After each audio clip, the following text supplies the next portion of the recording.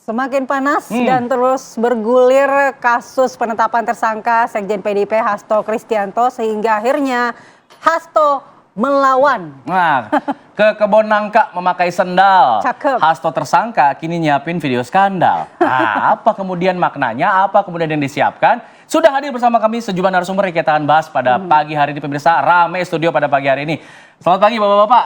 Selamat pagi. Wah, kita sebutkan satu-satu ya. Ada saya nyebutnya Bapak dong sekarang ya. Bapak Immanuel Ebenezer nih. Wah. Bang Noel, di sini tidak sebagai wamen naker tapi sebagai Ketua Umum Jokowi Mania. Selamat pagi. Selamat pagi, Pak. Lalu kemudian sebelahnya ada Bang Heri Firmansyah selaku pakar hukum pidana. Selamat pagi. Selamat pagi, Assalamualaikum.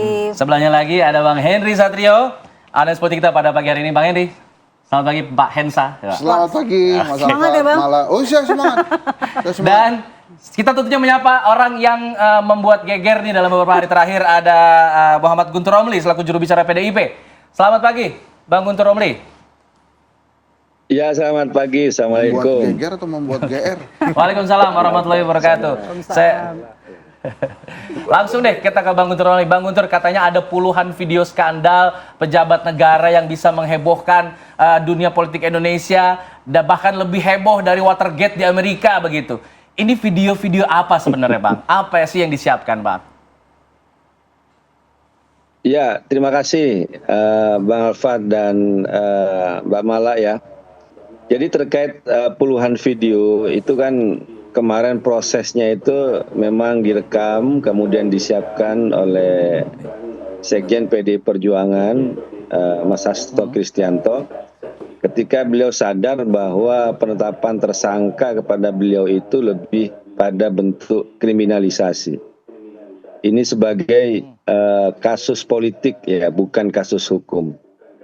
Kenapa disebut dengan kasus politik? Karena nggak layak disebut dengan kasus hukum karena pertama Hasto Kristianto bukanlah pejabat negara, bukan pejabat publik.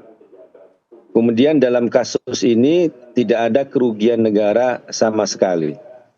Kemudian selanjutnya melalui fakta hukum pengadilan yang berkekuatan hukum yang sudah tetap, inkrah, tidak ada keterlibatan Sekjen PDI Perjuangan dalam kasus penyuapan Harun Masiku terhadap Wahyu Setiawan.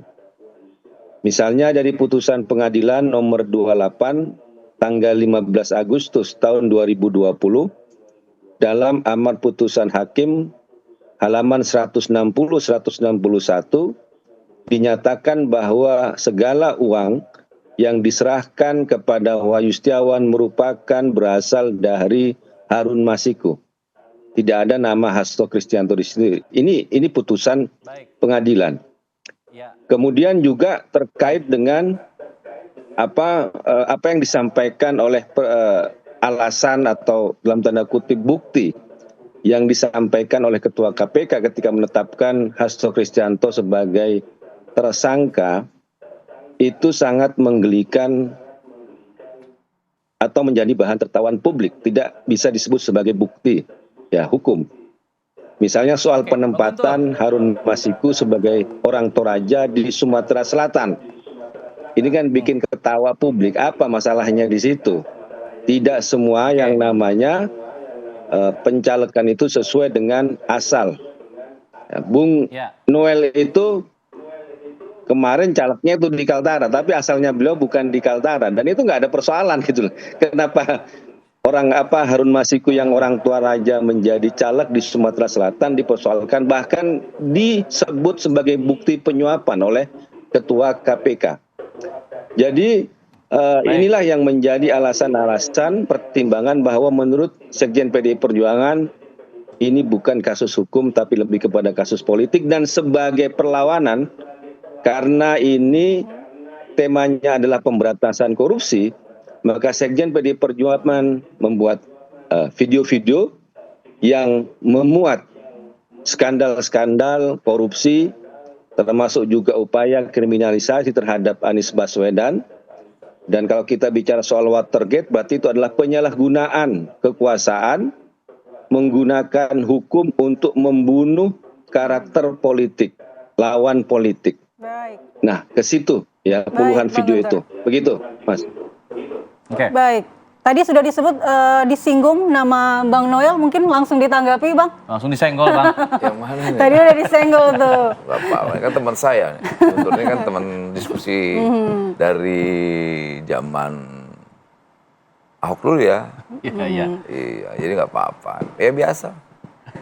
Ya, tapi kemudian ada menyebutkan, kalau saya mengaitkan begitu ya, dengan apa yang dikatakan oleh Pak Hasto, bahwa dia sempat menyinggung ada pihak-pihak yang berambisi untuk 3 periode, ini sepertinya mengarah ke Pak Jokowi begitu kalau begitu. Anda sebagai perwakilan Pak Jokowi mania, Ya. apakah juga merasa ada sesuatu yang bisa saja dibahas di video yang dibuat oleh Pak Hasto ini? Gini, bicara tentang gagasan 3 periode itu kan persoalan politik ya saat itu. Ada gagasan liar yang membuat kita khawatir saat itu. Salah satu yang menolak itu kan saya ya. Saya langsung dari relawan Jokowi yang langsung secara terbuka menolak gagasan gagasan liar ini.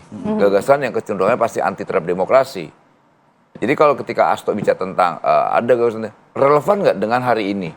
Sedangkan sekarang ini presidennya baru, artinya 3 periode sudah tidak didukung oleh publik. Pertama itu, kedua pasti melanggar konstitusi ya. Ketiga melanggar apa yang menjadi bagian cita-cita kita waktu di 98 bahwa kekuasaan eksekutif itu harus dibatasi, yaitu 2 periode. Nah, ketika timbul gagasan 3 periode, ya kita melawan dong. Gitu. Ya. Dan saat itu relawan Jokowi yang melakukan perlawanan saya. Dan kedua, bahwa presiden sudah menyampaikan saat itu ya, Pak Jokowi sebagai presiden, dia menyampaikan orang yang menggagas 3 periode ini orang yang menampar mukanya, lantas mencari muka dan sebagainya lah. Dan itu kan berkali-kali beliau sanggah bahwa tidak ada gitu loh.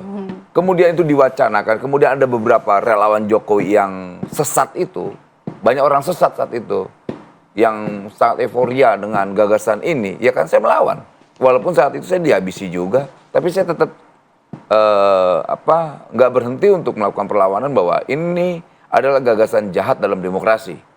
Dan kita lawan tuh. Nah kemudian Hasto mengkait-kaitkan, Hasto tuh lagi panik, nggak bisa tidur ya pasti.